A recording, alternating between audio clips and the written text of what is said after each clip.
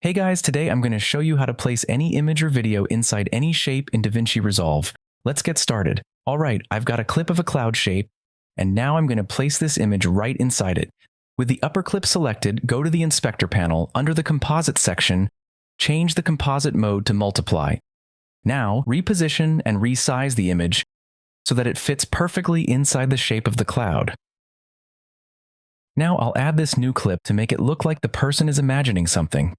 But once you add it, you'll notice the cloud shape is overlapping the new clip. To fix this, head over to the Color page. In the Color page, under the Window tab, select the Curve option and draw a mask around the main cloud shape. If there are any smaller cloud parts, use Add Curve to create additional masks for those areas too.